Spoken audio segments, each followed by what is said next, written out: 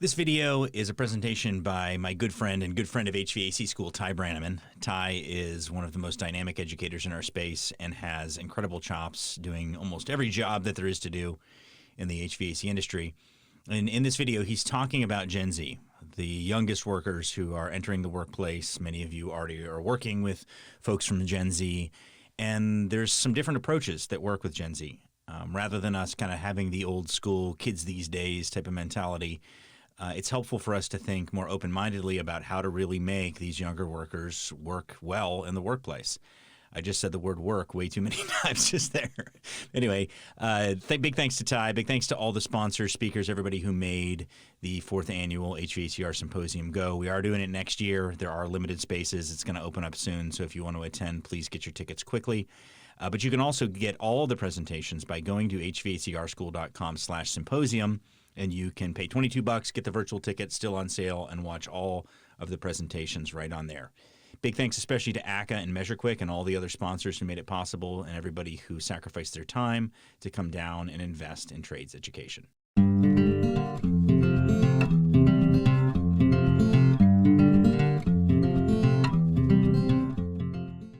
Hello, everybody. I hope you're enjoying this amazing conference, Expo Symposium. This is my favorite event of the year. This is where people come to truly learn. And one thing I can't teach people how to want to learn. And everybody here is wanting to learn. There's so many of my mentors in here that I learn from and I respect and I've been learning from all these years are here from other classes learning more stuff. I mean, that is just amazing. And as much as I love the technology and I love the science and I love the mechanics of HVAC, what I appreciate the most is all of you, the people that make HVAC happen, the stories that I get to hear from all of these amazing people, the friends I get to make. Sometimes I'm sad because people I want to see aren't here, but then there's new people here and I get to see that. AHR is cool, it's an awesome show, but it doesn't have this magic right here.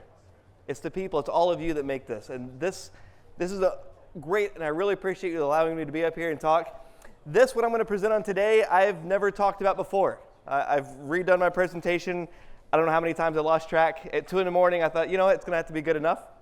So this is outside my typical comfort zone. But last year, I talked about how to get more people into the trade and the fact that it takes all of us doing everything we can to get more people in the trade. And after that class, I had a young man that came and said, everything you said was true and it was great, but what do you know about Generation Z? And I said what I did know about Generation Z, and he says, well, I challenge you to look into it more, to research it more. I said, challenge accepted. So this last year has been quite difficult because I have really dove deep into trying to understand Generation Z. And I have been in, they're not called chat rooms anymore, I don't know what they're called, but there's these apps where they communicate from. And like we use Facebook Messenger, but they have multiple different apps to communicate with. And I have been in these apps, and some of it I've said my name, and some of it had some aliases to really try to understand, because once they found out you're an outsider, they kick you out pretty fast. But I have been in quite a journey, and I have learned a lot about Generation Z. And I don't have all the answers. People say, Ty, I want to know how to really connect to them. I don't have all these answers, but I have some insights. And the biggest thing is once we understand people and have an appreciation for where somebody comes from, that's your first big step. As much as I love HVAC, I really love the teaching side where I get to help people. And as I've traveled around the world, the more people I get to meet, the more intrigued I am with people. And as much as I love this trade, it's really about the people. But sometimes we kind of forget some things. Sometimes we kind of forget where we come from. But who in here likes the mechanics of HVAC? Who likes the cool? Excellent. A few people here, right? Thought it'd be a few more, but that's okay. Who in here likes cars, old cars, classics? Okay, a few people. What about a 1942 Hudson? Oh, I got one. Oh, yeah. Oh, look at that. 1942 Hudson. This is an original owner's manual for 1942 Hudson. Gen Z is not going to connect with this at all, but there's some of my Gen X and some of my baby boomers and some of the great generations see this and think, yeah, that's cool. Now, I never got to actually ride in a 1942 Hudson, but I do have this really cool owner's manual. It's an original owner's manual. And one of the things that's interesting in here is the warranty on this. This had a 90-day or 4,000-mile warranty. They don't make them like they used to. 90-day, 4,000, whichever came first, 90 days or 4,000 miles. We look over here and it said, when you first had this car, you had between 0 to 250 miles, do not exceed 40 miles per hour. And then after you've had over between 250 to 500 miles, do not exceed 50 miles per hour. And after you have between 500 to 1,000 miles, do not exceed 60 miles an hour. And that was the top number. Like, it didn't have anything above that. So I guess it's the fastest they wanted you to go is 60. Little different than how I remember these beautiful old cars. And if I go through some of these other pages, it was quite interesting. The water pump at 1,000 miles, and every 1,000 miles or more, you had to oil the water pump. So sometimes we remember these things not quite, so we kind of romanticize how things were back in our day. Every 2,000 miles, you had to take the oil bath off the carburetor and clean it. We did 500 miles a day driving here, and I was thinking, man, if we drove a 1942 Hudson, that would be awesome. But in reality, here it is, in 2,000 miles, we got to order or oil the starter bearings. Perla, how long would that trip have been having to do all of this maintenance all the way through? It was bad enough I had to change the spark plugs, because they were like over 200,000 miles old. And I'm looking at this, the clutch throw-up bearings every 1,000 miles. And it was just amazing. And they had some how-tos in here. For example, how to clean urine out of your car. I guess that was an issue back then. My owner's manual didn't say that. And also how to clean blood up out of your car. So sometimes we remember things, and it isn't quite the way we remember it. We like to romanticize about the good old days, back when they really knew how to make stuff. But there's usually a little bit more truth to that. Now we have some quotes. Let's play Guess the Year of this quote. Here's the first quote. What has happened to work ethic in America? Nobody wants to work anymore. It has not always been this way. When I first started to work as a teenager, I saw people work hard. What year? What do you think? 29? Oh, that's a little far off. 80, 2023. This is 2014. 2014. Here's another one. Nobody wants to work anymore. They all want to work in front of a computer and make a lot of money. What year do you think? Yes. 1999. Wow. 1999 is where that quote came from. Here's another one. Nobody wants to work anymore. That's it. Just simply, nobody wants to work anymore.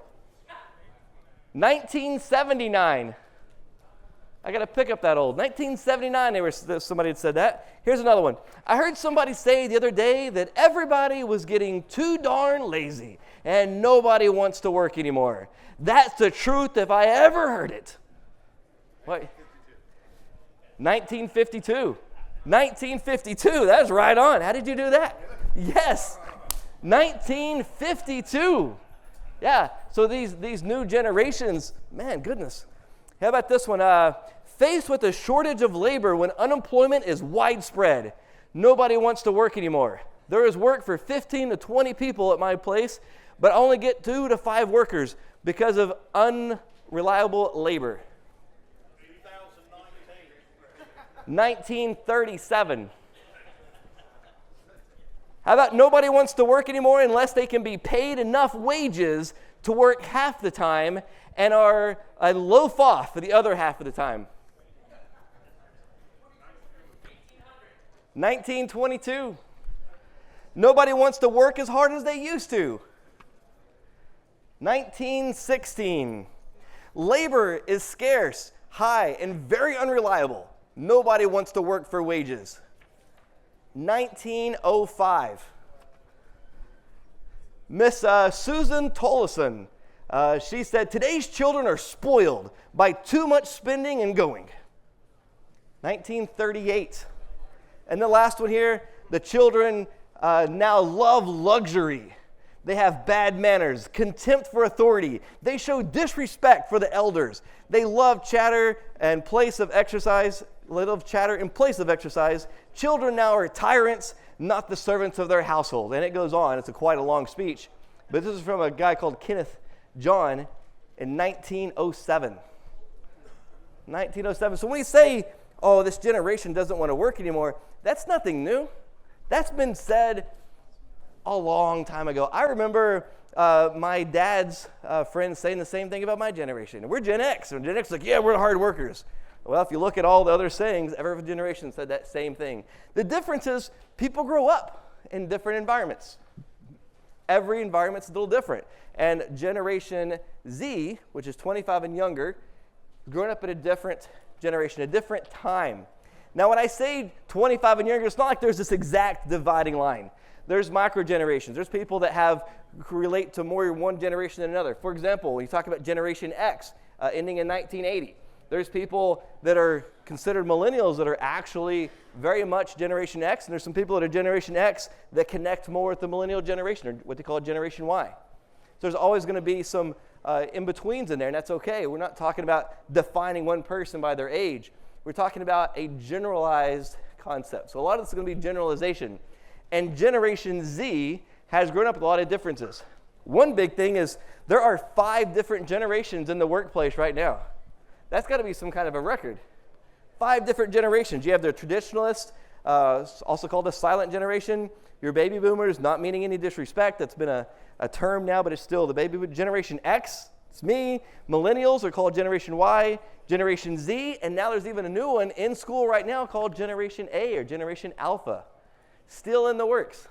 So people say all the time, well, how do I understand this new generation? But we're still people talking about millennials as if they're still the new generation. Millennials are owning businesses. They're CEOs. They're running air conditioning companies. Millennials are here looking at how to train the new generation. Millennials are not the new generation anymore. And how they grew up and the things that's important to them are different than Generation Z. So all these things that we've learned in education and teaching of how to connect with millennials, we then have to start over. Because now Generation Z is our workforce. Most of the time, by the age of 25, people have a pretty good idea what they're going to do. We do have people that still learn and transfer into HVAC, but generally speaking, we need people that's going to be in an attic that don't have bad knees yet. 25 and younger, right? We need those workers. And we all share a fear of the unknown. Resistance to change is nothing new across every single generation.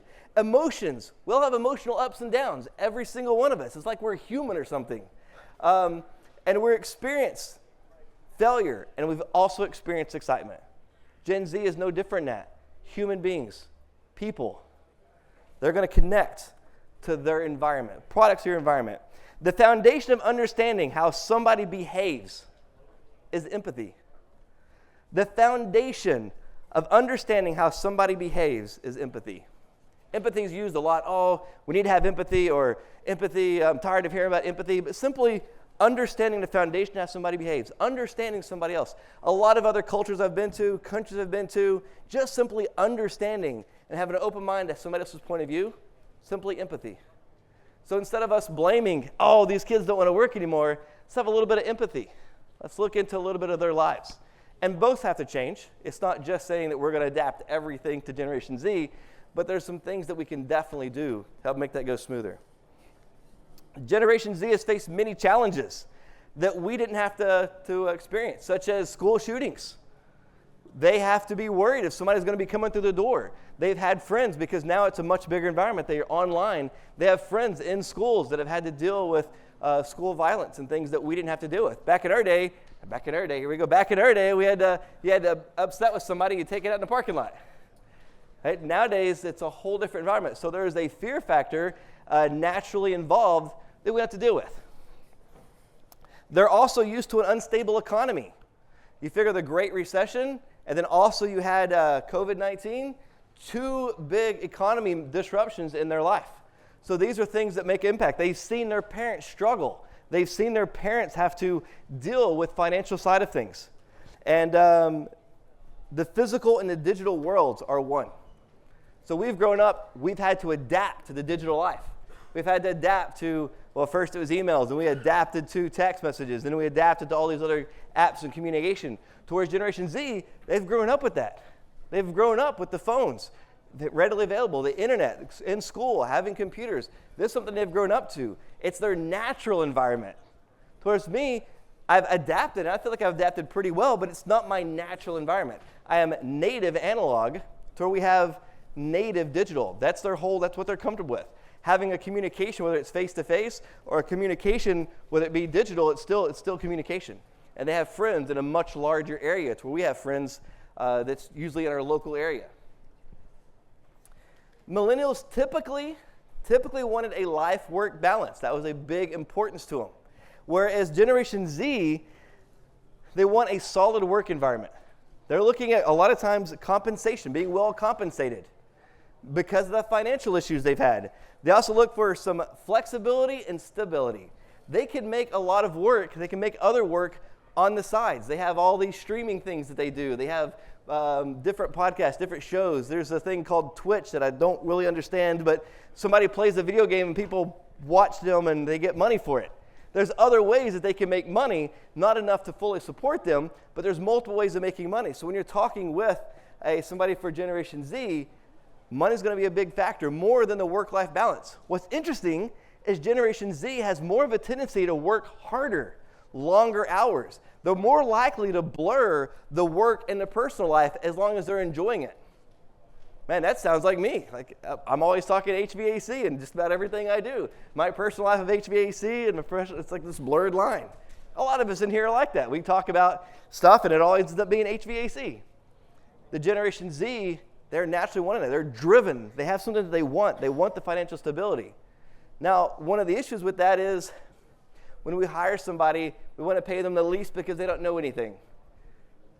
But if you think about somebody that's concerned about the financial side, and they can work at a fast food restaurant without any experience and make a lot more money than they can working for you, and they have to also buy tools and they have to be treated a certain way without any respect, which we'll talk about that also, it's not a good decision. So if you have somebody left over that's willing to work for less money under harsher environments and have to spend money on tools, you've already hired somebody that's making bad decisions. On the way in, we stopped at Buc-ee's. We stopped at almost every Buc-ee's that we saw on the way, and they had these big signs outside. They start people out at, wasn't it $18 an hour? And then if you end up being a team leader, it was $22 to $24 an hour. And then if you're a manager of a department, it's $120,000 a year. And then it had store managers at these. You had your whole career right there. It was an incentive to get started, and then a path to move forward and a path to grow. What do we offer at HVAC? Hey, work for us. We need somebody. That's it. Like, that's the sales pitch. I'm in all these manager groups, and they talk about how to market. They talk about, just marketing and sales. The only thing they talk about. And I'm thinking, what about the skills that we do? Anybody can sell a box, but it's us. It's us that makes the air conditioning happen. How that box is installed, how that box is serviced, how that is controlling the whole house system. We are the commodity. We're the ones that we should be selling. So in part of that is taking care of your people, taking care of that next generation, making sure that they have a path to be successful. So sure, you're going to start them out at maybe less than what you would ideally like to make, or even less than what they're ideally going to make, but what path do they have for moving forward? When are you going to evaluate them? When is your typical evaluation? 2 years? Maybe you're getting one of those new companies that evaluate you every year. Okay, Gen Z, we lived with that. But I also remember before my evaluation, like a few weeks before, I'd start working really hard. I want to be noticed. It's time for my raise. So I would wait most of the year, and it's right there before the end. I'll start, I'll do whatever it is you want to do. Raise is coming up, the evaluation is coming up. Was that ever really effective? I mean, if we're in business, hey, we're going to evaluate you once, maybe twice, once every year, maybe once every 2 years. Oh, kind of quiet in here. So maybe even back then it wasn't the best way. Right now, Generation Z has things changing constantly changing. You figure they put a post up on social media and they see if that post is doing good instantly by the likes. Oh, I only got 15 likes. Oh, this one got 1 million likes. They instantly know how they're doing. They get constant feedback on everything they do. Anything they say that's wrong, they get quick feedback on everything they do. So Gen Z looks for more feedback. So one of the things we can do is leverage that. So we talk about somebody giving them a path. Hey, you're doing great. This week, you specifically, not just giving them false, hey, great jobs. Like specifically, hey, your ductwork you did today was great ductwork. We didn't have any leaks when you did all the duct sealing, and it was nice and straight. That was a really good job. if you do this certification or take this other class or get this other, whatever it is you want them to do, if you do this other thing, we're going to give you a raise. Maybe it's a 10-cent raise or a 20-cent raise, but it's something that says, I acknowledge you. I acknowledge your work. I appreciate what you're doing because you're growing and you're helping the company also. How is that a bad thing? Anybody? I don't see it as a bad thing at all. It does take more time with evaluations. It takes more time talking with them, but it's also keeping that carrot in front of them, keeping the carrot right there. So yeah, we do have to spend a little bit more time with the talking and giving the feedback, and some people don't like that. Well, you're Gen Z, you should just deal with it. Just do it, because that's how we've been doing it since 1907. But that carrot's always been there. Today's a faster time. Everything's going fast. Look at how much the news changed. There's something that goes viral nationwide. It's like, oh my God, end of the world. Can you believe this is happening? Oh, this is horrible. And then next week, oh, we have a new one.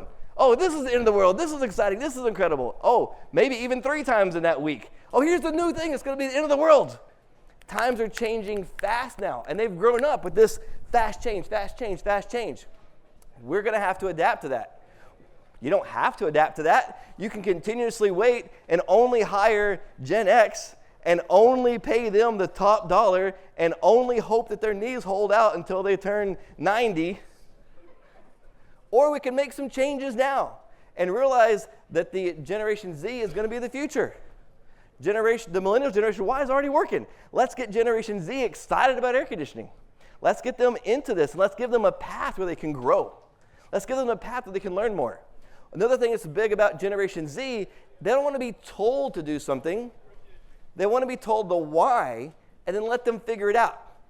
Then you can grade them after you do it. So we're growing up, do it like this. Don't ask questions. I don't know how many times my dad said that. Just do it. Why? Because I said. My wife works with my dad. That's right? Because I said.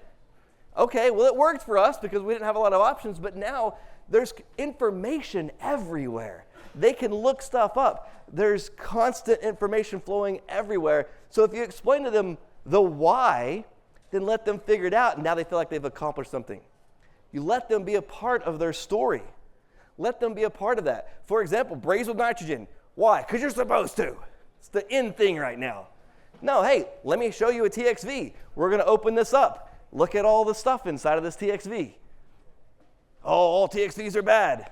Well, not if we know the why. If we know the why, we can see. Hey, look how we overheated this TXV. Oh, look at the heat damage on the spring.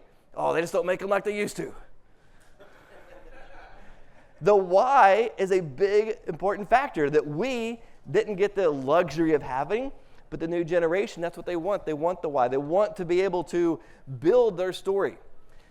And another thing, what do you hear? Oh, they're always on their phone.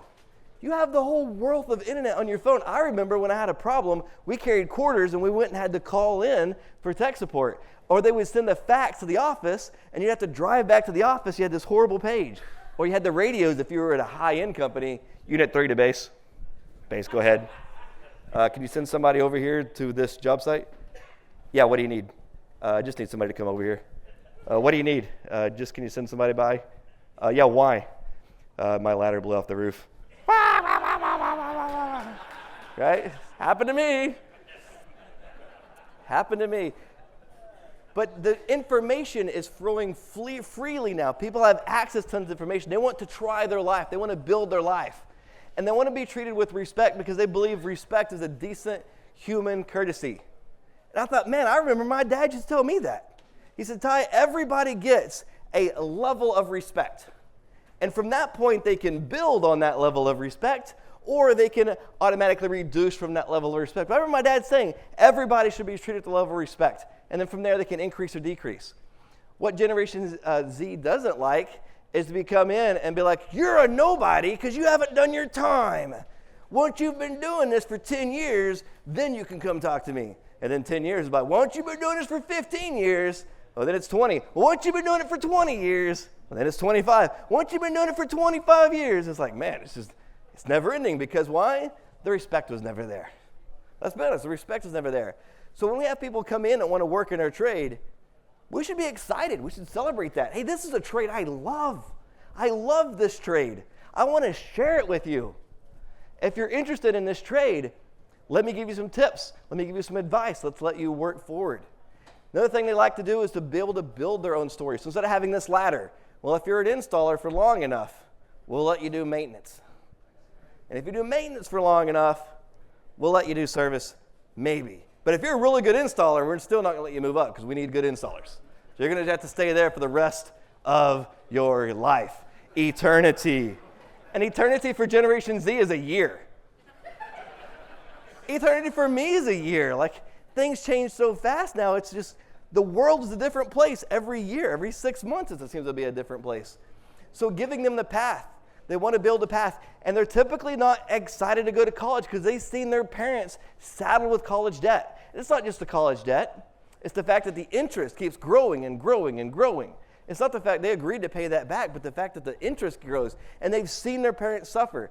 They love to learn, but they're more likely to do non-traditional passive learning. Generation Z is more likely to be the tradesperson that we say that we need. But there's a key. They want to learn. They don't want to have to do installs for 1,000 years before they finally get the chance to do something else. But on your hand, you're thinking, but we need installers. We got to have those installs done. And I agree 100%. Well, here's another option. How about if you do a plan to work with them? How about if they installed for 4 days a week? And then on Friday, they went with the maintenance technician and rode with them. Now they're learning new stuff. And then send them with the service technician. You don't have them be with the dispatch. Learn how the dispatch is going. Have them do it with the book side. So now they're learning more skills as they're growing. They're feeling appreciated. They're growing. They're learning. And you know what's even better? When that next position comes up and your service guy quits or your maintenance person quits or your dispatcher quits, you have somebody that has those skills that can take over. You have somebody that's appreciating. They're building their own path without being a set ladder. They're building their own path, learning multiple different things, and you have somebody that's already trained up. Is that a bad thing? Heck no, that's a great thing. If somebody told me, hey, Ty, we want you to dispatch on Fridays, I'd be like, no, I have no desire to that. But we have generations having that option of, hey, we would like to have you sit with dispatch on Fridays for this much time. That could really change things. And maybe they're not into that, but give them the option. Hey, we want to offer you these different points. I remember I did have to sit with dispatch for a couple of days because I had an argument with the dispatcher because I was a young hothead at the time. Maybe sometimes I still am. But at the time, I knew everything. And so I had to sit with the dispatcher for 2 days. And man, I will never forget that. I was like, I will never argue with the dispatcher ever again. It's beneficial for me. But the new generation, they want to grow. They want to do things. They're more likely to do DIY. They're able to figure things out, work with their hands. They want to do more of the things. And guess what? Isn't that what we do? We figure things out. Who in here calls for an electrician when they have a problem with their light switch at their house? Who in here calls an electrician for anything unless it's code required? Right? No, we do it all ourselves. We do our own auto stuff. We do our own carpentry stuff. We do all of our own stuff because we're let the professional do it. But we DIY everything else. The new generation, that same thing. They like to figure things out, do things, make things happen. And what we can do is we can use that energy and guide them. They're typically much harder working than a lot of the other generations. They're actually set to be the most financially independent of all the generations because they save money. They're less likely to buy something because their friends buy it. Before you had fads where, this brand of clothing is the clothing that you need. Now they're seeing a lot of different fads. People want the unique identity. They want to be identified as being different. So they wear different clothes. If you notice, a lot of the box stores are struggling to stay afloat now because Generation Z wants the independence. They want to be unique. So one of the things we have to do is instead of having our service company, our service person in a uniform, everybody looking the same, everybody doing the same, simply allowing that person to be a little bit unique. I remember I loved setting my service van up to where it was my way, is perfect. And I know for a service company, it's best to have all the vans exactly the same with the exact same parts. Business-wise, I get that. But we're missing out on the unique personality. Who in here likes to set their service van up? Who in here has spent all day before setting their service van up? Good, that's me. Now imagine them saying, no, we have preset that van up, and you will have only these supplies and only be set up this way so that you can jump into any van. business-wise, yeah, I get that. It makes sense. But how would you feel? The new Generation Z, they like that independence, that unique, setting it up their way. And this may also mean changing the uniforms up, allowing a little bit of independence with the uniforms. We've been doing this way for 20 years. Why should we change that? I remember back in, when I started, they had these hats, and I called them the billboard hats because they were like ginormous. They had this big giant patch on it. And we had the shirt with the patch was like massive. Tie, 2 letters, it's giant. Then the big name of the company. I was like, oh, I hate wearing these. And then the stitching would scratch you. It's like, oh, it was horrible. And then we started actually being able to wear different clothes. And we had these cotton clothes and these polos that we get to wear. But being able to be comfortable is important. But giving somebody a little bit of identity to have them feel, hey, I am also myself. We also talk about people being on the phone all the time. Generation Z wants to be connected with their job. So when you talk about them being on the phone, oh, I'm on TikTok, and they're doing all the selfies that we make fun of them for, we should embrace that. As long as they're getting the work done, we should embrace that because they're proud of what they're doing. When they're taking a selfie of, oh, my first raise, that means they're proud of their work. Why not embrace that? Anybody taking a picture before of your work that you did? Yeah, Gen Z, they're doing that, but on a much higher level. Taking pictures, sharing it. And you know what the cool thing is? They're showing that the trades are cool. They're showing that the trades are fun and awesome, and they're proud of it. We always say, well, why don't we give tradesmen the respect? Tradespeople deserve the same respect as other professions. I 100% agree. Guess what? When Gen Z is sharing these pictures and these photos of what they're doing, they're taking pride. They're sharing it. People are now having more respect for the professionalism of our tradespeople. How awesome is that? Yes, it's cool, yes. Let them share. Here's another thing that Gen Z I found that they want is they have an FOMO. There's so many letters I've had to look up this last year. Oh my goodness. Fear of missing out. It's actually a thing, FOMO. Fear of missing out. They have a fear of missing out because there's all this life going on all the time. They have a fear of missing out. FOMO. Did I say it wrong? I guess I'm going to say the letters. FOMO. Like to me, I don't know. It just connects to other things. It's just uncomfortable saying. FOMO, fear of missing out. So when you have the fear of missing out, I don't want to not go to that event because I'm going to miss out. How could we use that for the tradespeople? Hey, we got this very important install coming up. It's going to be at a very big house. It's going to be a really big deal, right? This is going to be a big thing for the company. We need this to go smooth. We need to pull this off. Are you in for it? Yeah, fantastic. Come on, let's get it done. Versus, all right, come back tomorrow. We'll do another install. If you do good, you can keep your job. It's the same thing, but now we've made it an event. We've made it exciting. You see, if you do supply house training, the supply houses that advertise, hey, we're having this person come in to do this presentation, you'll see that class full of people. Versus the one that just, okay, here's another presenter who will stick it on the board. You go in there and there'll be like 2 people in that class. Why? Because of the fear of missing out, make it an event. I love Alex when he does his classes coming, he's like, hey everybody, I'm going to be in this town. And it's cool because it's like, man, I get to meet Alex. He's going to be in my town. It's not just that I get to go over all these manuals and how to do stuff. I get to meet Alex. He's the one I want to meet. And that's a big part of what it is. It's not just the fact of, oh, we have this information. We got this. We have to do it this certain way because we've always done it that way. We want the experience. Hey, tomorrow you're going to get to work with Bob. And Bob specializes in duct systems. This is Bob's specialty. I want you to work with Bob tomorrow because I want you to get as much information you can from Bob. How does that sound? Yeah. Now, maybe Bob can only do duct work. Maybe that's all, and that's nothing wrong with that. That is a skill that is lacking. But that's the only thing he does, and maybe he's bitter about it. But now you've made it fun. You've made it an event. You've made it something they don't want to miss out on. See how it changes things? We didn't have to sugarcoat it. We didn't have to really make it, but it's interesting. It's fun. Even filter changing. I hear so many people like, oh, you're just a filter changer. Oh, man, I hate that because have you seen units that don't have their filters changed? Let me ask, have you seen units that don't change the filters? Okay, I thought it was just me. I was like, man. It's horrible. That ductwork's horrible. The equipment's horrible. It's so much more work. The filters are so important. So we're talking about having somebody change filters. Let's make it an event. Let's make it important. Hey, that house on 32nd North Street, they have young kids in there and they're having health issues. Let's go in. I know you're just changing the filter, but that is so important.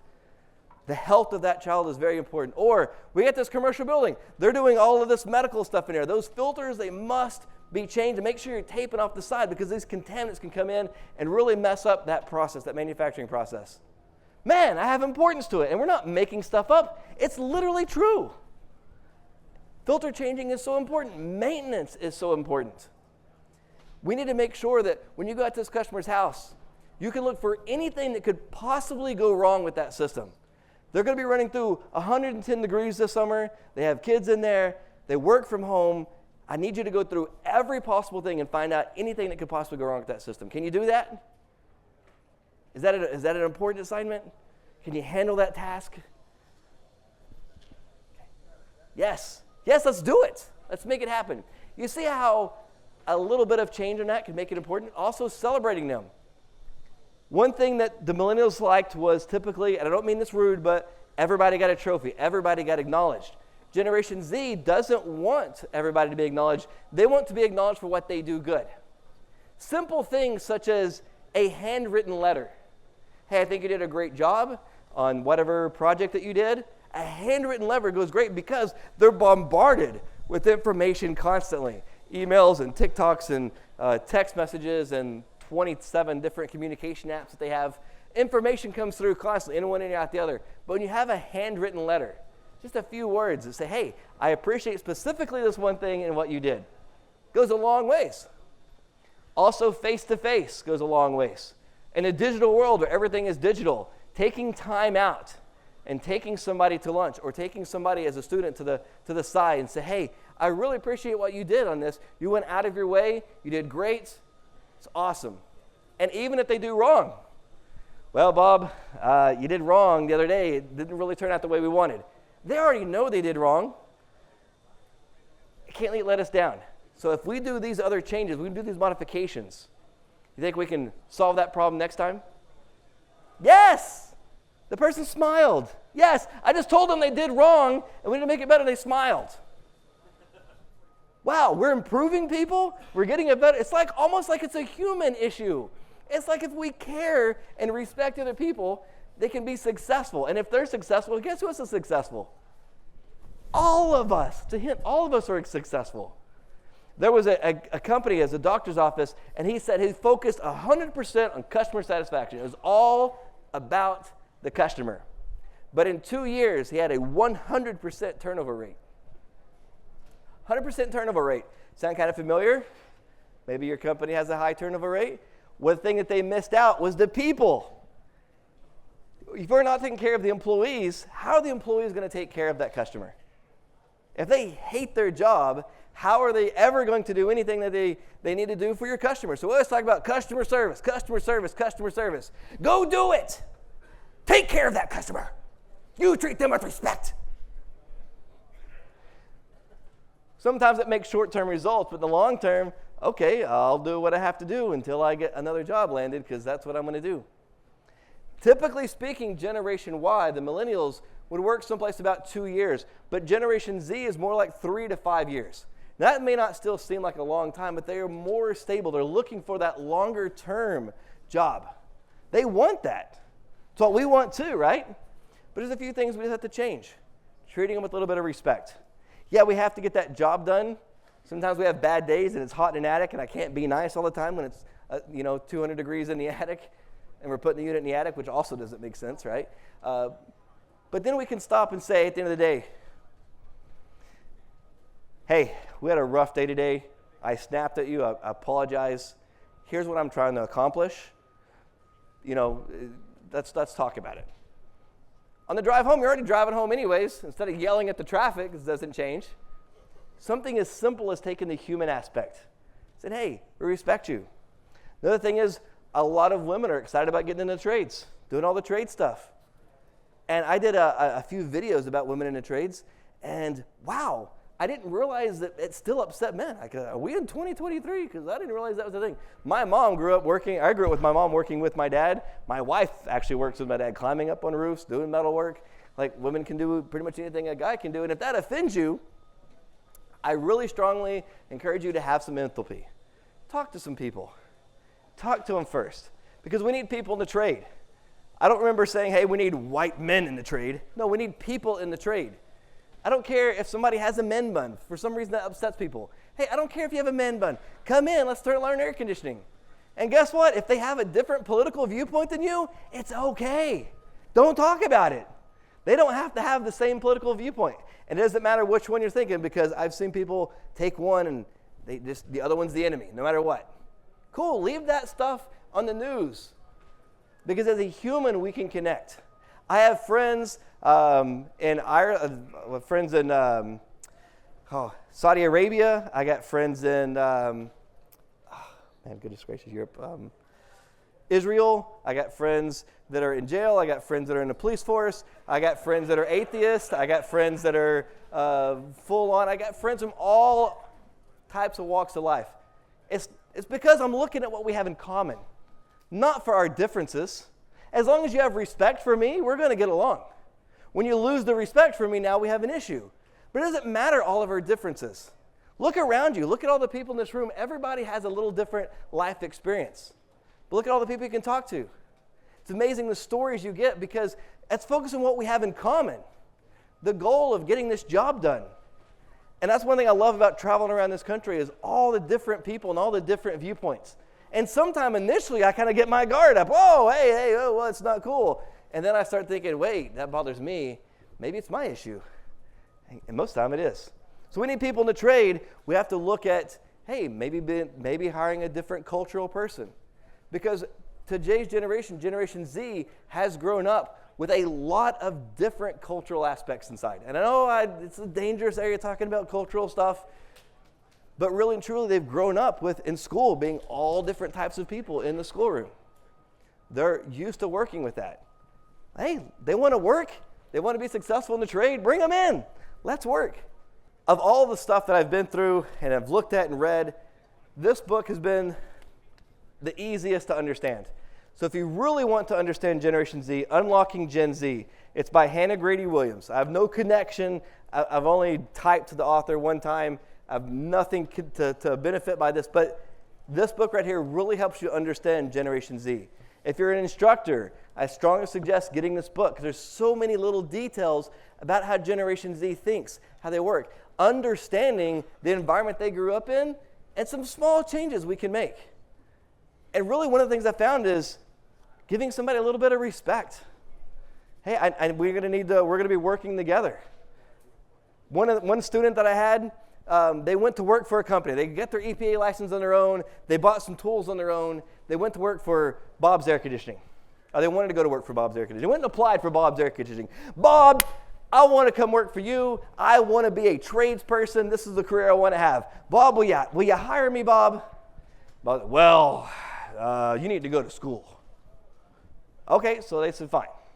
They don't really excited about going to school, but they spend $20,000 going to a 10-month program, and they get their certification paper and their little cheap tool bag, and they've spent hours every single day studying. The biggest thing is they spent all of that time, and time is extremely valuable for a Gen Z. They spent all this time learning how to do stuff, and then they go back, and Bob's like, well, I guess so. We'll start you out at $12 an hour because you don't know nothing. And the person said, okay, fine. I'll take it. I'll take that pay cut. I will make less than I was making at fast food, on top of having to pay back the student loan to come work for you, because I want to be a tradesperson. And the first thing that happens when we get into that company is the person they're working with says, hey, first thing you need to do is forget everything you learned in school. You told me to go to school, and now you say forget everything I did at school. It's not really going well. Now, also think about your first day. Now, a lot of us, we have our own companies. We've been doing it a while. But think about the first day going for a company. You're nervous.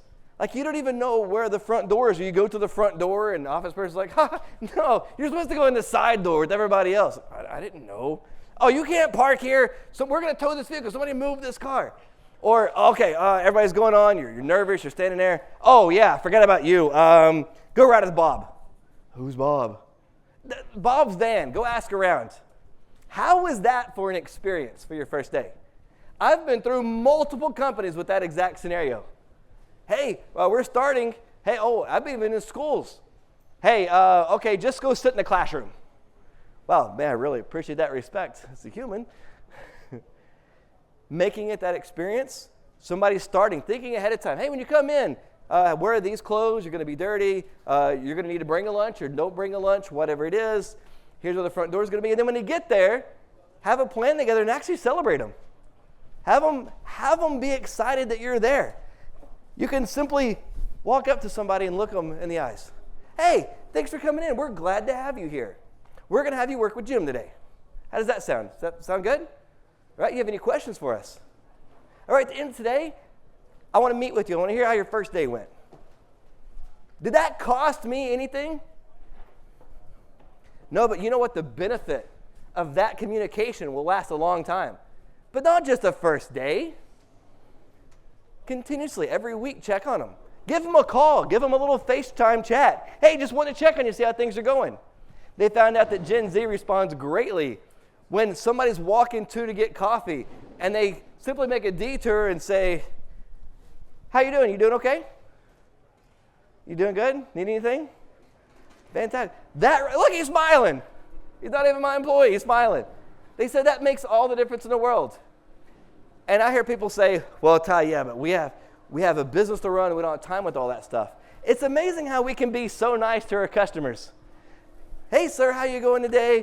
We checked out your whole system. What we really found is you need a maintenance program because your system really could be lasting a long time. With these simple things that we can do, we can make sure your system's lasting. We learn how to treat the customer with respect. But yet our fellow tradespeople, hey, idiot, get in the truck, let's go. He didn't smile. Everybody else didn't smile. You're not an idiot. I respect you for being here. Let's clarify that. But this is how sometimes we talk to people. Well, tradesmen, we're supposed to be tough. Are we really? Is that really our goal as to who can be tough? It's like if we did this trade for long enough, it gives us the right to treat people without respect. I'm telling you here that as humans, as human beings, let's treat our fellow tradespeople with respect. Let's be the professionals.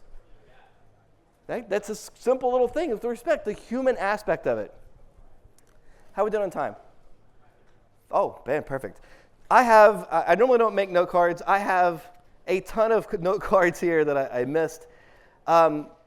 Generation Z, it's their life story, they call it. They like to be a part of what they're doing. They don't want to just work for somebody. They want to feel like they're doing something. So when you're going in and say, hey, we solve air issues. We solve human comfort issues. Or if it's mechanical buildings, we save the life of this building with what we do. Because it is important. Compressors. Man, I've learned so much about compressors these last 2 years, every little detail about saving the life of the compressor. And these details are important to making sure that system operates right. But when you understand, hey, we have this appreciation for what we do. Because what we do is important. All of you being here, learning something is important.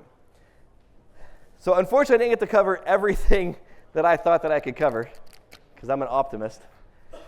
I do recommend checking out this book, sending me, if you want, you can contact me, send me questions about it. I don't know all the answers, but I know it comes down to a few things. Pay them well. Sometimes they don't want the benefits. They just want, a lot of times, to pay. Give them the flexibility. Hey, if you don't want side work done, then clarify that at the beginning. Or if you say, hey, you can do all the side work you want, clarify that. And if you don't let them do side work, have some other option. You know, one of my friends, his whole entire advertising is just TikTok. Having your employees, the Generation Z, being able to share their story of what they're doing, they're proud of the work that they're doing, they're sharing that in social media. Other people are saying, oh, that's really cool. I like that, admire the skills that person has. And they're calling them for work.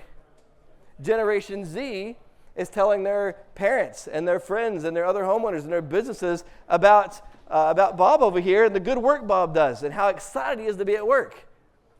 That's something that a review can't buy you. So a lot of times, thinking about the fact of that person that wants to be on their phone, Pay them extra for that. Hey, let's promote what you do in our company. They naturally do that anyways. People spend lots of money. Let's hire somebody for $150,000 a year just to manage a few social media stuff, whereas a Generation Z person does that naturally. They can make a video in 5 minutes that takes me 2 hours to do. I don't have that natural ability. I get frustrated trying to do TikTok stuff and Instagram and LinkedIn and the other 100 different things to do, but they do it naturally. The other thing that I found is you will see people on TikTok. There's a lot of hate on TikTok, I can tell you. But one thing I found is Generation Z are the ones that actually want to learn. When you post information about stuff, they're like, oh, that's interesting. I didn't know that. I learned more in TikTok than I ever learned in school. It's the Generation Z that's on TikTok are the ones that are so freaking mean. I've been doing this for 27 years and you're wrong. About what? Let's talk about it. Nope, you're just wrong. Like, what? So now I do want to clarify that Generation Z is not this nice, friendly people, because we see them talking in chats, all the stuff that they can say will make a sailor blush. So it doesn't mean that they're this nice, innocent, guilt-free generation. There are some things that they can do. But a lot of times it's just simply understanding, being able to have that empathy, appreciating what they do. John's going to be coming up here in a little bit. IAQ expert. I've met John, and of all the people I talked to, I was in this big conference, train the trainer. I didn't know anybody there. And John and his wife comes over and talks to me. Hey, Ty, how's it going? Didn't know who I was because John met me with respect. Didn't know who I was. I didn't know who he was at the time. And we started talking about air quality and solving problems. And man, I started getting all excited. Yes, talking about air quality. Hey, we can't just sell a product to make the air clean. Yeah, I've been saying that. Cool. Let's be best friends. Yeah, we are. Been best friends forever. So be sure and welcome John up here. John's got good stuff. But all these people in here, get to know somebody. Start talking. Walk up to a stranger and start talking to them and get to know them. There's so many amazing people here. We good? I didn't see the stop. Okay, stop. We're done. Big thanks to Ty for doing this. I think you can see why I was so excited to share this presentation with you. A lot of hard truths in there, but it's coming from somebody who cares about the trade and cares about doing really good work. And I think if you see Ty's heart in this, it's hard not to agree with a lot of his points. To find out more about everything we do, go to hvacrschool.com. And like I said, hvacrschool.com/symposium is where you can still get the virtual ticket and get all the presentations. Big thanks to all the speakers and sponsors who made it possible. And big thanks to everybody who attended, both in person and virtual. It is your commitment to trades education that really makes this a trade worth working in. Thanks for watching our video. If you enjoyed it and got something out of it, if you wouldn't mind hitting the thumbs up button to like the video, subscribe to the channel, and click the notifications bell to be notified when new videos come out. HVAC School is far more than a YouTube channel. You can find out more by going to hvacrschool.com, which is our website and hub for all of our content, including tech tips, videos, podcasts, and so much more. You can also subscribe to the podcast on any podcast app of your choosing. You can also join our Facebook group if you want to weigh in on the conversation yourself. Thanks again for watching.